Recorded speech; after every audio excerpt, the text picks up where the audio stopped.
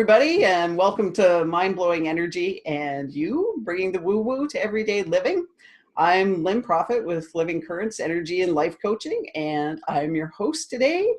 And we also have an incredible guest coming to us from the West Coast in Vancouver, Aura McKay. But first, actually, I'd like to give a quick shout out and thanks to our sponsor, Chime for Healing. They're handcrafted wind chimes, and actually they're customized handcrafted wind chimes. So you can get just about anything under the sun, and they are tuned to healing frequencies. So, and you can check them out on chimeforhealing.ca. So thanks again, A Chime for Healing. And welcome, Aura, all the way from, well, is it sunny in Vancouver? You know, we actually have had sun the last couple of days, but we are having like Alberta weather. It's cold, it's snowy, it's icy. It's very, very strange, but it's all part of the process. Oh my goodness. Well, Aura, you're actually a creative entrepreneur and business development coach with 20 years of experience doing this. Mm-hmm. I know, it doesn't look like it, does it? No, actually it doesn't. Which when I first read that in your bio, it was like, really? You've been doing this for 20 years? That's incredible. It really is. And I think that it's really a reflection of just discovering an overall sort of value and alignment with who I am, and then navigating my way through a framework that allows me to continue to follow that. And so because I'm continually following my passion, continually following in alignment with my values and who I want to serve, I think that really allows me to have a 20-year career as a creative entrepreneur, and now to be giving back to other creatives and their businesses. Well, that, you know, and you do actually have like just such an amazing energy about you that, yeah, you are definitely somebody that stands out in the crowd for sure. Thank you. So, all right, just tell us a little bit more about what you do, because, you know, creative entrepreneur and business development coach. So I know it's kind of a mouthful, and to be honest with you, it's challenging because the people I want to help don't necessarily self-identify as creative entrepreneurs themselves. So what I really do is I bring my 20 years of experience and my background in financial management and marketing communications, so all the real nitty-gritty business strategy stuff, I bring that to passionate, creative thinkers who don't have any idea how to generate prosperity from their own self-expression. I help them bridge that business strategy stuff with that creative mindset. So, you know, you say bringing the woo-woo to everyday life. It's like I'm helping people connect the woo-woo creativity to the reality of building an actual business, having a strategy, understanding marketing, understanding how to do a plan, and really implementing the tools that are going to make them successful in their lives. Okay. Yeah. It would just kind of explain a little further, because I guess like when I hear somebody that's creative, you know, I automatically go to somebody that's musically inclined, artistic, but we really, we sell ourselves short on creativity, don't we? Well, I think we do. And I think, you know, I've been looking at the language of that, and it's like, I almost want to say creators instead of creatives, because in my mind, you are a creator. You're creating podcasts. You're creating opportunities for people to connect to their energy in a way that they haven't experienced. So in my mind, you're a creator. You are creative in what you're doing. You are following your passion in a service-based industry. So really, that's what I'm talking about when I'm talking about creative businesses. So you could be a graphic designer. You could make kids' clothes. You could be an interior decorator. You could be a coach or a facilitator. Anything where you are creating an experience or service for another person in exchange for money. Okay. Well, that makes perfect sense. Yeah. So it only took us like 7 minutes to get there or something like that. So obviously one of my things that I'm making progress on in my life is learning how to explain what I do in fewer words. Yeah, and that's a challenge. That can definitely be a challenge. But how do you how do you help your clients? What are some of the benefits of what you do? Well, of course, you know, each and every human being is individual and unique. And especially when we're talking about creatives and creators, like we're bringing ourselves, the essence of who we are, to our business. So most of what I do is fairly customized. But even within that, there are these themes that run through. Everybody's experiencing similar things. Now, it usually, my clients come to me when they're feeling stuck. They don't know what direction to go in. They want to grow their business, or, you know, they had a vision of, oh, I'm going to have this great creative lifestyle. It's going to be awesome. And now it's turned into work. So they're feeling overwhelmed. Maybe they're wearing too many hats. There's so many different ways to run a business that they get pulled in different directions. Oh, I should do Facebook. Oh, I should do speaking. Oh, I should have a funnel. Oh, I mean, you know what it's like, right? But we've had the conversations about that. So they're either stuck, or they're overwhelmed, or they're plateaued. They're at the place where they've been running their business and they just kind of feel burnt out, and they don't have that same spark or energy or enthusiasm for what they set out to create. And so I work with them to get unstuck, to create a new vision, to find a plan, to eliminate that overwhelm and create clarity and focus, and to reignite their passion when they're feeling plateaued and burnt out. Wow. Yeah. And it's so funny because, I can recognize so much of what you said either in myself or other people that I've talked to. And all of that kind of puts a hitch in what you're doing, for sure. Absolutely. And we're all going to get really stopped by different things because we're all so unique. And one of the biggest things that I've noticed is that there's this myth out there that well, it's one of the myths. There's so many out there. One of the myths that I see is really hindering people having the life they want. Is the idea that they have to take some kind of massive transformational action in their life in order to get results or in order to experience change.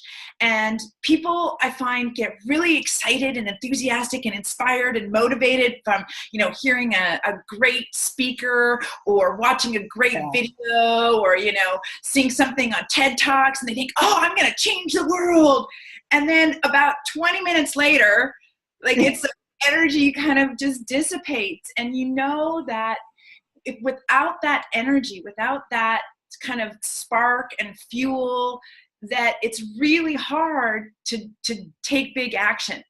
And so one of the things that I've noticed is that we don't have to do the big things all the time.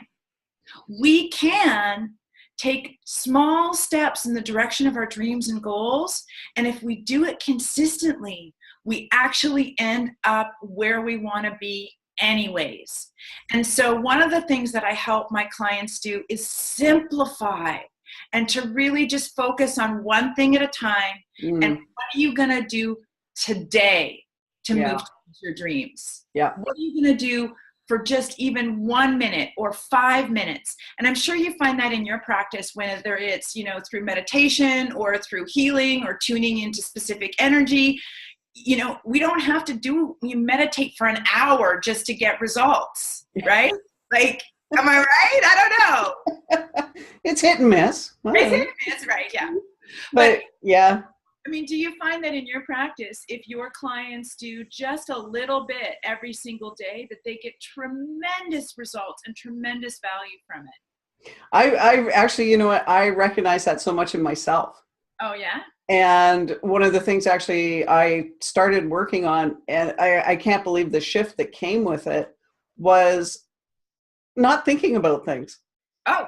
It was as soon as something would come to mind, whether it was, updating something on the website or even doing these podcasts, it was as soon as I stopped thinking about it, I stopped limiting myself and I stopped having those fears around things. I just felt so much more free. So, some days I may get 2 or 3 things done in a day, but that's still more than I've accomplished like over weeks thinking about everything. Well, do you ever find, Lynn, that you spend more time thinking about something and worrying about it and planning it out and, oh, I got to do it. And you carry it around like this big old burden. Yep. Way longer. And then you go to do the thing and it takes like 2 minutes. And you're like, I know. Yeah. I recognize that very much so. Yeah. I've had that happen lots of times. Yeah. And then you kind of got to wonder, it's like, wow, I put so much effort and energy into worrying about something like so small or something that took me so little time that it's like, okay, well, that was stupid, basically. And I'm just gonna not step over this, because well, that was stupid is really the message I hear my clients saying about themselves. And it's not. What it is, it's living by default. It's staying inside our comfort zone. It's this is like, it's not even on a conscious level, but it's by default what I tend to do when I am faced with doing a task that I don't really feel comfortable about. This is my default behavior. Right. This is the habit that I already have around doing things like this. Yeah. And so one of the ways that I help my clients is I help them create new habits. Habits are incredibly powerful because habits mean that we don't have to think about it. So what I think I'm reflecting and I'm hearing from you, Lynn, is that you've created a new habit around podcasts so that it just becomes a habit. You don't have to think about it. You've transformed the habit by design. So now your new default way of being around podcasts has completely transformed, and it actually supports you in having what you want in your life. Oh, for sure. It's, and it's interesting actually, when we talk about habits, how when we look at it from, I guess, in a sense, a neural perspective, and you're looking at the neural pathways that are created through, habit building. So, it becomes path of least resistance. We create thought loops, and yet we forget that those can actually, we can change our patterns in our brain. So we can design them to support us. Well, and what makes, if we take that a step further, what becomes even more interesting is when we start thinking about thoughts as energy. So when we shift those patterns and we shift into something that is, we'll just call it more positive for us, or, a better experience for us at the time, we've shifted the energy that actually we're putting out there just by shifting the neural pathways, because they're creating a new, different type of energy. And then we're attracting new things. So this is like so on point. So exciting. This is what I want to share with you today. And what I want to share with your listeners is that I have a tool that I use specifically to help make that happen, to start shifting the thoughts, to start shifting the neural pathways, to start creating new habits, to start attracting different kinds of energy into our lives. So, and it's exactly in alignment with the whole idea of a little bit consistently goes a long way. So, like with any new habit, it does take effort and it takes intention for the first little while. And then eventually it transforms into habit. So the tool that I want to share with you is what I do in my morning habit. Now, I know some of my clients do this in the evening, but this is my morning habit. And it's one of the ways that I kind of set myself up energetically and with my thinking and align it so that I am taking off on a success path for my day. So my morning habits have come from multiple different sources. One of my favorite books is by Mel Robbins, and it's called The 5-Second Rule. Yes. Great book. Yes. Lots of, we could have that conversation for a long time. But so some of the things that I've taken from her are elements of her morning habits. So one thing that I do in the morning is that I get up early enough so that I can have, at the very minimum, 30 minutes of time with no technology, no sound, no interruptions, Just me and my coffee cup and my journal and my fireplace and my cat. But you can leave out the fireplace and the cat, but but and the coffee cup, but just me and my journal, where I am not starting to, where my thoughts are not being influenced by the emails of what I have to do today, where my thoughts are not being influenced by Facebook and comparison-itis and imposter syndrome and everybody else's highlights or lowlights and the depression that's in the world, where my thoughts are not being influenced by all the things that I have to do today, where I'm able just to look at how do I want to set myself up for today. And so I ask myself 4 specific questions. And these 4 questions have truly changed my life. And I noticed it because I just came back from holidays where I didn't do them for like 7 days. And I noticed the difference in my thinking, in my energy, in what I was attracting, in the kinds of opportunities that were showing up. So are you ready for the 4 questions? Everybody got their pen and paper? I'm anxiously sitting on the edge of my seat waiting. Are you waiting? Okay. Okay. Stop talking, get to the juice. Okay, here we go. Question number 1. What worked yesterday and why? So really looking at acknowledging the successes, acknowledging the things that went my way, and really looking at, well, why did they work? Why do I consider them a success? What difference did they make into my life or the lives of others? So for example, what worked yesterday was, what worked yesterday was finally getting my bio and my headshot into you, because I had promised it. So, and the reason why that worked is because that creates me being in alignment with my word and my commitment and my integrity. Mm-hmm. It sets me up for an opportunity to contribute and to give back to a bigger audience, which is absolutely in alignment with my greater purpose of wanting to impact the world in a positive way. So this item that was a to-do item, that was something on the list that, oh God, I gotta get a bio. I can totally transform that by looking at the why it worked. Mm-hmm. What worked yesterday and why? And I usually try to think about 2 specific things and really spend the time in the why did it work? Because that's where the thought, the thinking, the energy around the success really lives. Mm-hmm. Second question is, what did not work yesterday and why? So really looking at not just, what was a shitty day or, what didn't work, but really looking at even if it feels like at first maybe it's somebody else's fault. Yeah.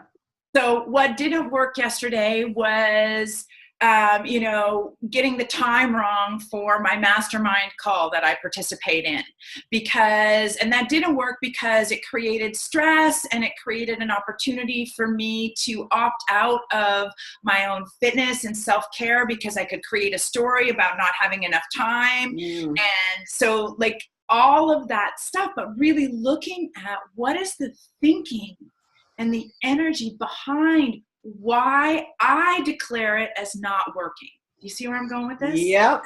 Yeah. I'm following. Question number 3, and this is the kind of question where we think, oh yeah, I know that. Oh yeah, I've heard that before. So I'm about to tell you something that, yeah, you've absolutely heard before, and I invite you to listen newly. Question number 3 is, what am I grateful for and why? And this is another one where, yes, I am grateful for, my furry cat and my awesome fireplace and my beautiful home. And you can run through a laundry list of all the things that are great. And that is still powerful. Like there's no wrong way to do gratitude. This isn't me being the gratitude police. This is me inviting you to try on a deeper way of looking at gratitude and looking at why am I grateful for that? Mm-hmm. Well, I'm grateful for my I'm just going to use my cat, which seems like the silliest thing in the world to be, but I am grateful to have another living being in my home. I am grateful for being able to experience unconditional love. I'm grateful for being able to have the healing elements that come from the resonance of a cat's purr. I'm grateful to have a sense of responsibility to another living being and seeing the difference that I get to make in his life. So it becomes more than just, I'm grateful for my cat. Yeah. And I get to connect deeper to what is the energy that I want to attract into my life? What are the things that I want to pay attention to? Because, you know, where energy goes, energy flows. So if I'm paying attention to all the things that are amazing and why they're amazing, what ends up happening in my life is I attract more of the why, not necessarily in the same package. Yeah. Yeah. So I get connection and love and you know, this sense of being, you know, unconditional love and being connected to another living being, but it may come in a different package. Mm-hmm. So just connecting to the gratitude is great. And there's a deeper opportunity when you connect to why is it making a difference? Yes. Actually, if I could add to that, it's a practice I've been doing for quite some time, and I honestly don't remember where I heard this or where I learned this, but to actually take it a step further, and I'll just use my car for example, is I will go out to the garage, and my car's name is Evelyn, by the way. So, good to meet Evelyn. So I'll go out to the car or out to the garage, and I will tell Evelyn, you know, it's like, you know what, I appreciate everything that you do for me. You get me around safely, you're economical, blah, blah, blah. You know, all these things I appreciate about my car. But to take it a step further and to strengthen actually the connection that I think we often forget about, because energetically we do forget that what we consider inanimate objects are just a different form of energy and they react to energy. So what I do is I actually imagine or take it that step further where I actually picture Evelyn saying thank you back to me. And it creates a very different type of connection between the things that you are appreciating and grateful for. All of a sudden, it almost becomes more personal. And yes, I love it. Thank you for that. Yeah, it strengthens that that connection so much more and makes things more acknowledged, and you know, it completes that loop too, right? Yeah. Like and energy really likes that loop. Yeah, it's not just a one-way energy. Yeah, it's the flow.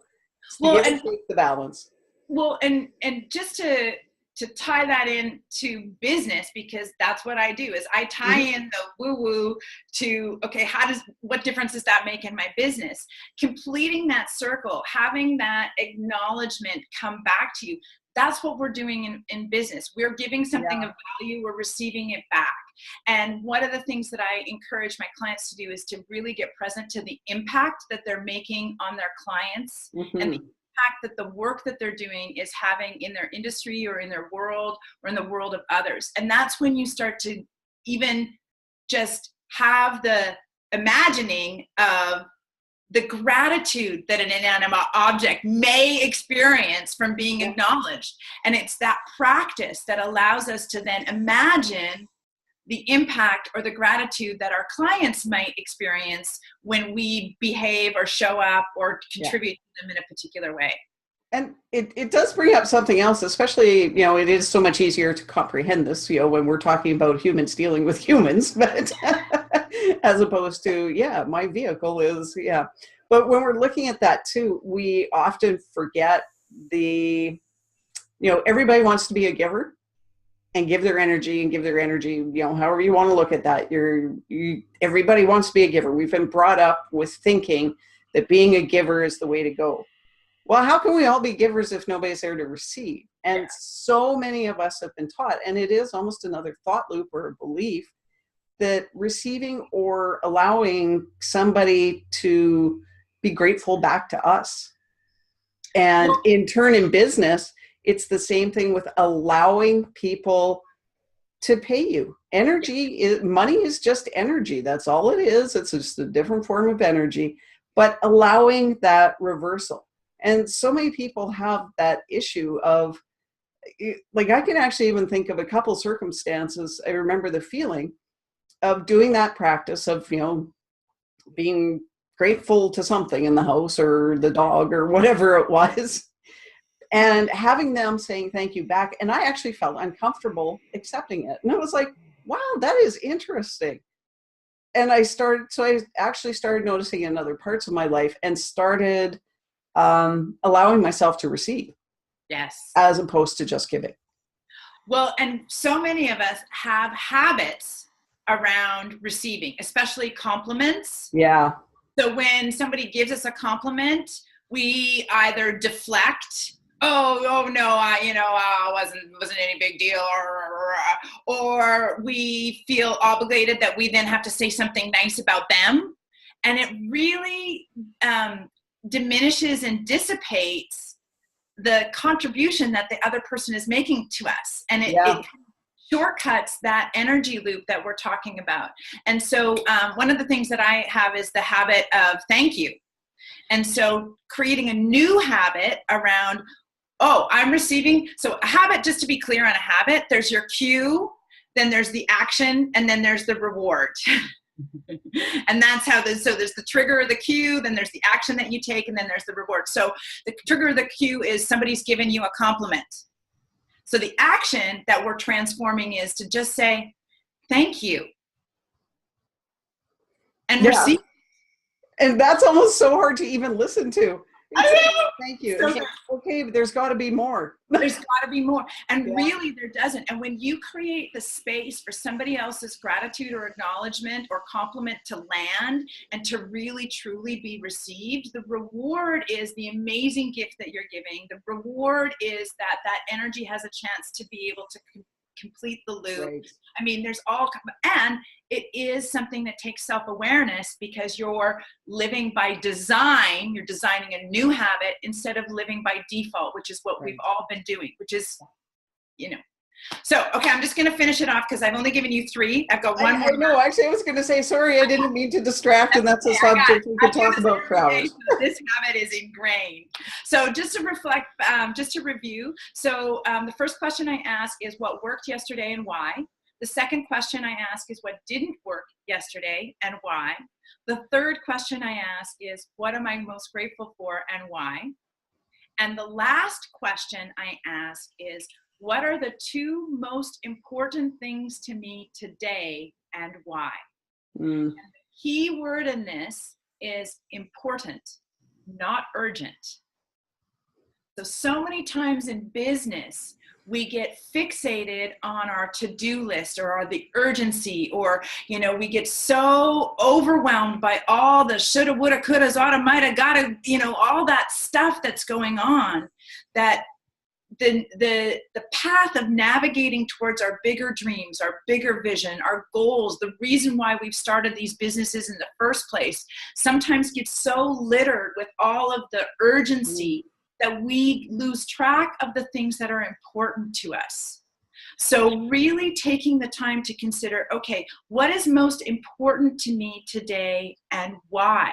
And picking something that you can take action on, even if it's just a little action, even if it's just 1 minute of reading through my vision and recommitting to what I care about.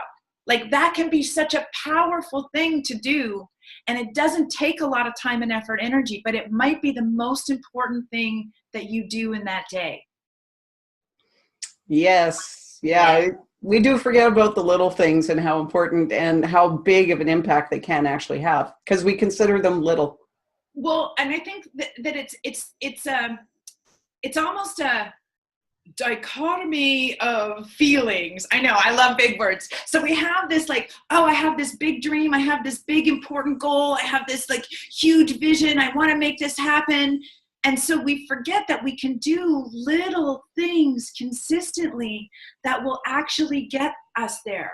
So sometimes we're in the midst of working in our business. We're doing all the tasks. We're following up with clients. We're doing the marketing. We're figuring out the sales. We're answering the emails. And we lose track of, oh, right, this is important to me. And there's something I can do today. There's something little or big that I can do today that's going to keep me moving in this direction. Yeah. Wow. Okay. So those are the four main questions. I'm going to have you back, Laura, because, yeah, I know you and I've had other conversations that there's just so much more and so many other interesting things to talk about, like where, you know, how energy ties into business. You know, we forget, especially as entrepreneurs, that we are our business. You know, and I think so many times for my clients who are creatives and creators, a lot of times we tend to merge our business and our own worth. So if somebody chooses not to do business with me, it's not because they're choosing not to do business with me. It has, something to do with who I am and the quality of my work, and, I'm not good enough. And it's like we take it on as a reflection of our persona, right, rather than a reflection of our business. And so some of the work that I do is to just separate a little bit. This is the business and this is who you are. And yes, they impact each other. And yes, the energies converge, but to really just be aware that some of this belongs over here and some of this belongs over here. Wow. I can't even imagine, actually, like, because I guess in a sense I've known you more on a personal level. We never actually talked business since we met. I know, it's crazy, hey? And yet we met at a business conference, which is interesting. And we never even had the conversation. So, you know, it is clear that when I show up and when my clients show up and they are creating themselves with intention, that definitely attracts the kind of people that are going to make a difference in their lives. And so I know for sure that we both showed up with intention, and here we are having this great conversation, which I truly hope is of value to your listeners. And I wanted to say that I do have a downloadable copy of my own daily journal and success habits that I wanted to offer to all of your listeners. And it's super easy. You just go to www.auramckay.com/journal. So that's AURAMCKAY.com. So any of you that want to get a hold of, you know, what does my journal look like? What is the template? There's a little bit more to it than that, but those 4 questions are in there for you, and it's a really amazing tool. Oh, that's great. And actually, just so everybody knows, I will post the website and the links on the end of the podcast here, as well as a little bit more information if you just want to find out more about Aura. Or is there anything else actually that I think you of course there's something else, Lynn. I'm always working on something. I know. I do have some projects that I'm currently working on for the summer and for the fall. But right now what's happening is that I've opened up my one-on-one coaching opportunities, and I have 2 spots available to work in customized business strategy planning with some of your listeners. Everybody, though, is welcome to have a 1-hour business assessment breakthrough conversation with me. So I invite you all to visit the link that Lynn's going to share and book a conversation with me where we can go over your business, what's currently keeping you stuck, overwhelmed, or plateaued, and create a breakthrough even in that conversation with you guys. And if it looks like it's a good fit, I will then invite you to perhaps do some additional work with me, and we can create some amazing results for you this year. Wow, that's amazing, actually. And yeah, once we stop recording, I'll be signing up for your... I can't wait to have a breakthrough conversation with you. We'll actually talk about business for the first time. Exactly, yeah, which will be a change of pace. So my conversations don't get much different than what you're seeing right here, business or personal. This is what you get. Awesome. And that's a true commitment to authenticity and being genuine and showing up with integrity in every aspect of your life. And I just really commend you for that. Oh, Thank you. you. See, look, I did it. I just said thank you. I'm getting better at this already. You are getting better at this already. It's true. It's amazing. Okay, well, Aura, I have to thank you so much for being here today. And yeah, I can't wait actually to get this interview out, just because you have so much interesting information. And I can't even imagine actually having the opportunity to work with you. So that's... Stop imagining and take action. Yeah, a little action. Visit the link, book your call. I will be. But yeah, thanks again so much, Aura. And yeah, hopefully your weather gets better in Vancouver. Warmer. Well, yeah, we're all hoping for warmer, because but you're not sitting here in -20 weather. It's true. It's true. So I'm grateful for what I have, for sure. There you go. All right. Well, thanks again, everybody, for tuning in. And thanks to our sponsor, A Time for Healing. And we will see you all next week, actually, with my own podcast. And until then, everybody have a great week, and see you, Aura. Bye. Thanks again.